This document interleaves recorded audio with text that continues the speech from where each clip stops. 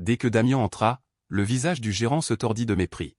« Que fait ce satané noir ici » hurla-t-il, sa voix résonnant sur le sol de marbre.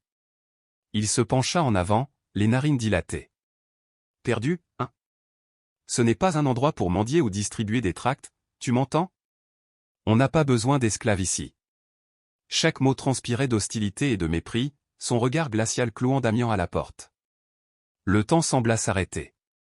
Damien tenait sa serviette en cuir ciré d'une main, son smartphone de l'autre, son costume gris anthracite était impeccable, le nœud de sa cravate parfaitement serré. Il fixa le directeur un long moment en surprise, incrédulité sans rien dire. Le directeur haussa encore la voix et se tourna vers la salle d'attente. « Si vous souhaitez parler à quelqu'un, asseyez-vous au fond. Peut-être que, si quelqu'un s'intéresse à vous, on vous appellera. » Son ton ne laissait aucune place à la discussion. Plusieurs clients s'agitaient, mal à l'aise. Une femme âgée détournait le regard, les joues rouges.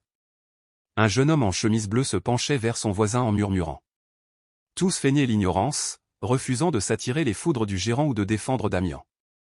De là où il se tenait, Damien vit les lèvres du gérant se retrousser en un rictus méprisant. « Je ne sais même pas pourquoi on laisse entrer qui que ce soit », murmura-t-il d'un ton dédaigneux. « Ils arrivent avec cette puanteur de rue, eux-mêmes leurs chaussures cirées ne peuvent la cacher. » Se préparant, Damien ferma les yeux et inspira profondément. Puis, avec une dignité tranquille, il esquissa les regards méprisants et s'assit sur l'une des chaises en plastique alignées le long du mur du fond. Ses pas étaient mesurés, chacun témoignant d'une endurance silencieuse plutôt que d'un esprit abattu. À 10h07 précise, il s'assit. 50 minutes plus tard, à 10h30, personne ne s'approcha. À 11h12, il demanda un verre d'eau à la réceptionniste, elle l'ignora tout simplement. À 11h44, il se leva de nouveau, cette fois pour demander si quelqu'un pouvait l'aider. La réceptionniste ne s'excusa pas, se contentant d'un signe de tête machinal en direction du bureau du directeur. Derrière la porte close, un grognement s'éleva, « Je ne vous avais pas dit d'attendre ? Ce n'est pas un centre communautaire. Asseyez-vous, lisez vos journaux, jouez sur votre téléphone, faites ce que vous faites. » Damien retourna à sa place sans un mot, les épaules droites, le regard fixé devant lui. À 12h06, le gérant apparut enfin, la ceinture de travers, une tasse de café noir à la main. Il se figea à la vue de Damien qui attendait toujours. « Tu es toujours là » siffla-t-il, le dégoût évident, les lèvres pincées. « Ne me dis pas que tu comptes sur un miracle. » Il s'approcha, inspirant profondément, comme pour tester la valeur de Damien à l'odorat. « Ce n'est pas un bureau du gouvernement » gronda-t-il. « Nous servons des clients, pas des touristes du mauvais côté de la ville. » Il but une gorgée de café, scrutant Damien de la tête aux pieds. « Écoute, je vais nous faire gagner du temps. Si tu es venu pour un crédit, oublie, tu ne l'auras pas. » Il claqua la langue d'un air moqueur. « Les chiffres ne mentent pas, les statistiques sont contre vous. » Près des caisses, quelques rires étouffés ponctuèrent ses propos. Un employé subalterne baissa les yeux, faisant semblant de taper furieusement sur un clavier. L'atmosphère était chargée de malaise, mais personne n'intervint. Tandis que le directeur passait à grands pas, se dirigeant vers l'imprimerie, il murmura, toujours la même histoire. Ils débarquent habillés comme des hommes d'affaires, costumes de location et beaux discours. Mais en réalité, ils n'apportent que des dettes. Il faillit percuter une cliente, une femme aux cheveux teints de couleur vive, qui recula et détourna vivement le regard. Damien ferma de nouveau les yeux, comme pour éteindre une onde brûlante. Ses jointures blanchirent autour du dossier posé sur ses genoux au témoignage muet du feu qui faisait rage en lui. Tôt ou tard, il devrait ouvrir la bouche mais pour l'instant, il resta immobile. À 12h23, la voix du directeur hurla derrière une porte entr'ouverte, il est toujours là. Et Damien, toujours assis au fond, serra simplement ses papiers, prêt à endurer toutes les humiliations que le reste de la journée pourrait lui apporter. « Rien pour vous » répéta le directeur d'une voix acérée. Damien ne broncha pas. Il soutint le regard de l'homme un instant, puis baissa les yeux, pivota avec une grâce muette et retourna à sa place. Il n'y eut aucun soupir de défaite, aucune frustration audible, seulement le lent relâchement de ses épaules tandis qu'il posait sa serviette en cuir usé sur ses genoux, comme une ancre le maintenant debout dans la tempête. 15 minutes s'écoulèrent. L'ombre persistante de l'injustice planait sur le comptoir de la réception. Derrière une vitre dépolie, le directeur rit bruyamment et cyniquement dans son téléphone. « Je vous l'avais dit, railla-t-il, cet endroit est un zoo. Vous devriez voir ce visiteur, tout habillé comme s'il était à un entretien d'embauche prestigieux. » Ces mots étaient du venin ruisselant par le trou de la serrure, destiné à être entendu et ressenti par Damian. L'horloge au-dessus de la porte marquait 13h30, chaque battement résonnant dans le silence de la banque. Le bourdonnement sourd de la climatisation se mêlait aux frappes rythmées des caissiers et au bruit étouffé des clients impatients. Les murs semblaient absorber chaque son, le transformant en un bourdonnement sourd et continu. Sous son poids, les paupières de Damian s'alourdissaient, tels des rideaux tirés contre la lumière. La fatigue l'envahissait. Après des heures passées à digérer poliment son indignation, à ravaler l'humiliation sans un mot de protestation, son corps le trahissait enfin.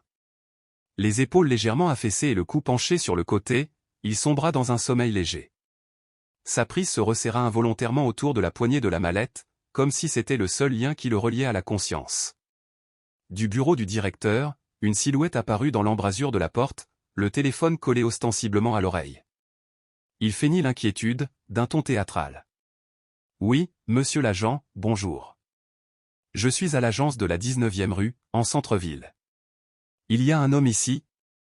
Il décrivit la scène à la file de clients, un non-client, errant depuis des heures, silencieux et peu coopératif, potentiellement dangereux. Un murmure parcourut la file d'attente, les femmes se regardèrent avec inquiétude, certaines croisèrent les bras, d'autres reculèrent. Pendant ce temps, Damian dormait, l'air calme face à l'hostilité. Le directeur s'avança, au centre de la scène, la voix posée avec une clarté délibérée, il fait semblant de dormir pour pouvoir rester là où il n'a pas sa place. Il marqua une pause, laissant l'accusation planer comme de la fumée dans l'air, puis se glissa dans son bureau, la poitrine gonflée d'autosatisfaction. Dans le silence pesant qui suivit, les clients échangèrent des regards inquiets, et quelques-uns se dirigèrent vers la porte. Mais Damian resta immobile, l'innocence gravée sur son visage paisible. Il dormait non pas par désir, mais parce que son corps ne supportait plus le poids implacable du mépris. On ne peut plus travailler tranquillement. Ils cambriolent les banques pour dérober tout ce qui leur tombe sous la main. Tu sais comment ça se passe. Il raccrocha, un sourire en coin aux lèvres, tandis qu'il retournait à son bureau. Damian ne broncha pas, il avait tout entendu bien avant que la ligne ne soit coupée. Son cœur battait fort dans sa poitrine depuis des minutes, mais ses yeux restaient fixés sur le linoléum stérile. À 13h36 précise, les lourdes portes de l'entrée principale de la banque claquèrent. Deux agents en uniforme impeccablement repassés au matraque à la hanche, badges étincelants entrèrent dans le hall, leur présence si imposante que tout murmure et tout bruit cessa instantanément. L'un s'arrêta pour examiner la pièce, observant les rangées de comptoirs en marbre et les clients inquiets, l'autre se dirigea droit vers le comptoir de service. « Qui a appelé ?» demanda le plus grand des deux, d'une voix basse mais teintée d'impatience, tandis qu'il serrait son ceinturon. Presque au même moment, le directeur de l'agence surgit de derrière le comptoir, son doigt pulsant dans l'air comme un métronome brisé. « C'est lui là-bas » déclara-t-il d'une voix lourde d'une urgence artificielle.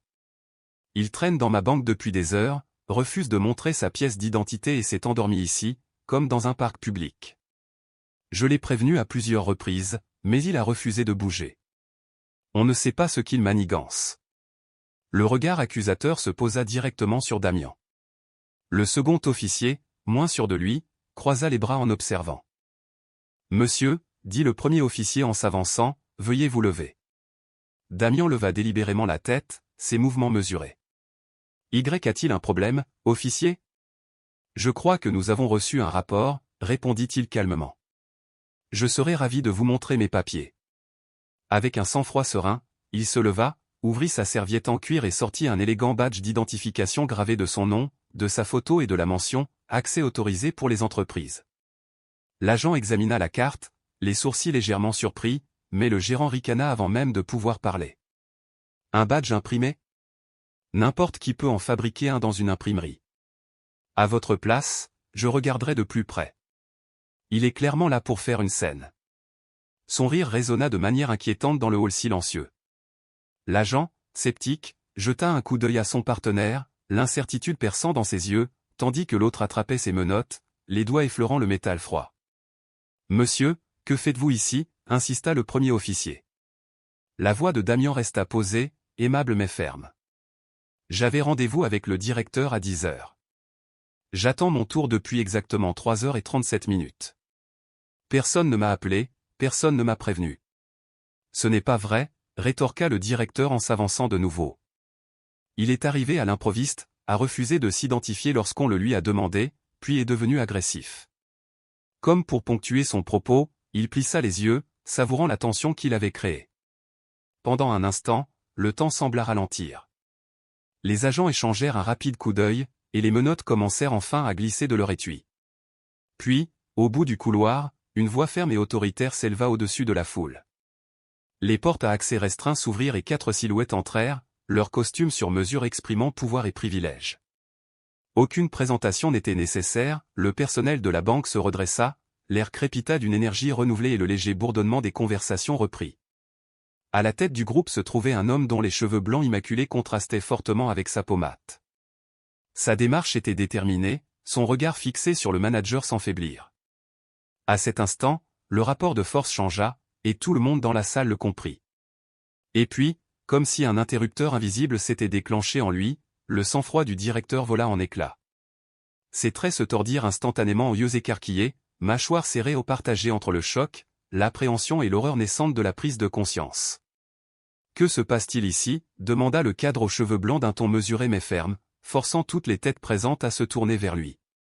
La brusquerie de sa question résonna sur les murs, laissant un silence absolu. La gorge du directeur se serra tandis qu'il peinait à parler. Son visage, autrefois rouge d'assurance, se vida jusqu'à lui donner une apparence presque fantomatique. Il parvint à dire d'une voix étranglée, « il y a eu un problème avec quelqu'un. » « Un problème » insista l'homme le plus âgé, le regard perçant. Avant que le directeur ne puisse s'agiter davantage, la femme qui était apparue à ses côtés ou une directrice au visage sévère, serrant un presse-papier l'interrompit. Sa voix était calme et précise. « À qui faites-vous référence exactement ?» Le directeur désigna Damian, les doigts tremblants, qui se redressait, tous ses muscles en alerte, le regard noir inflexible. Lui. Il prétendait avoir un rendez-vous, mais il n'était pas enregistré. Il a d'abord refusé de présenter sa pièce d'identité, et franchement, j'ai trouvé sa présence ici suspecte. J'ai eu l'impression d'un oubli grave ou d'une incompétence pure et simple. Ces mots trahissaient le mépris tandis qu'il adressait un signe de pouce derrière lui aux agents en retard. Le silence s'abattit. Le directeur resta bouche bée, la voix perdue. Sans un mot, l'homme aux cheveux blancs le dépassa, sans un regard dans sa direction, et s'approcha de Damian avec une courtoisie qui rendit l'arrogance du directeur d'autant plus pitoyable. « Monsieur Ortega » commença-t-il en lui tendant sincèrement la main, « veuillez accepter nos plus sincères excuses.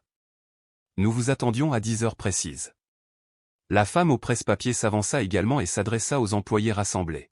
« Monsieur Ortega est le représentant principal d'AD et de Capital Group » expliqua-t-elle d'un ton respectueux et définitif. « Il est venu discuter d'une éventuelle injection de capitaux dans notre banque, un investissement qui pourrait être la bouée de sauvetage pour assurer notre stabilité financière ce trimestre. » Un caissier murmura à son voisin, incrédule, « C'est l'investisseur ?» L'un des policiers, tenant toujours les menottes lâchement, baissa les bras et se pencha en arrière, l'embarras lisant sur son visage. L'autre policier jeta un regard rapide et contrit au directeur, dont le corps semblait figé sur place, son regard passant des membres du conseil d'administration à Damian, puis au sol poli. La voix du directeur devint glaciale. « Était-ce le suspect que vous avez soumis à 3 heures d'humiliation et de négligence ?» Chaque mot lui assena un coup de massue. Damian resta silencieux, sa dignité tranquille le blessant plus profondément que n'importe quelle explosion. « Nous parlons d'un partenariat stratégique capable de préserver plus de 700 emplois, poursuivit-elle sans jamais quitter le directeur des yeux. Y compris le vôtre. L'air était si lourd qu'on aurait pu le toucher, chargé du poids de ce qui venait de se passer. Le directeur ne pouvait que souhaiter, à cet instant, devenir invisible. Enfin, Damian se leva, lissant les revers de sa veste sombre d'un geste calme et maîtrisé. Il drapa gracieusement sa serviette sur son bras et s'avança, en parfait professionnel. Son visage était calme, mais portait l'empreinte de ce qu'il avait enduré. Lorsqu'il parla, sa voix était riche et ferme. « Je suis prêt à entamer nos discussions, dit-il, chaque syllabe résonnant de la puissance tranquille d'un homme qui avait attendu bien trop longtemps pour être entendu. Avant de continuer, je dois clarifier quelque chose. » La voix de Damian coupa les murmures d'assentiment autour de la table. Les cadres inclinèrent la tête en signe d'acquiescement. Le directeur s'agita, mal à l'aise, derrière son bureau, comme s'il cherchait une issue cachée dans les boiseries.